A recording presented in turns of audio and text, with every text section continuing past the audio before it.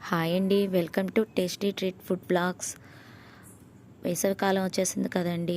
మరి అందరికీ గుర్తుకు వచ్చేది వేసవికాలం అని అంటే కొత్త ఆవకాయ పచ్చడే కదండి. మా అమ్మగారు నాకు నేర్పించిన మామిడికాయ పచ్చడిని ఎలా పెట్టుకోవాలో ఒక్కసారి మీతో షేర్ చేసుకోవాలి అని అనిపించింది. ముందుగా వెడల్పాటి ఒక బేషణ తీసుకొని అందులో శుభ్రం చేసుకున్న మామిడికాయ ముక్కలు 2 కేజీలు తీసుకోవాలి. ఈ అందులో 1/2 కేజీ శనగ నూనె పోసి బాగా కలిపి కొంచెం సేపు పక్కన పెట్టుకోవాలి. ఈలోపు ఆవపిండి, మెంతిపిండి రెడీ చేసుకోవాలి. ఆవాలని బాగా ఎండలో పెట్టి మెత్తని పౌడర్ లాగా మిక్సీ వేసుకోవాలి. మెంతులని దోరగా వేయించి 20 గ్రాములు మెత్తగా మిక్సీ వేసి పక్కన పెట్టుకోవాలి.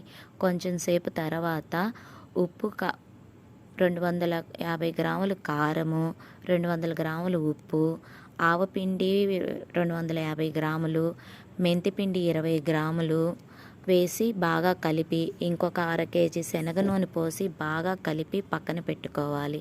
3 రోజులు పొద్దున సాయంత్రం కలుపుకుంటూ ఉండాలి.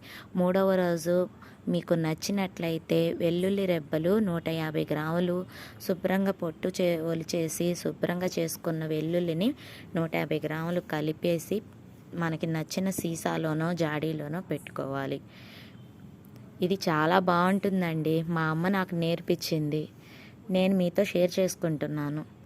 మీకు నచ్చినట్లయితే లైక్ చేసి సబ్స్క్రైబ్ చేసి ప్లీజ్ అండి బెల్ బటన్ నొక్కండి.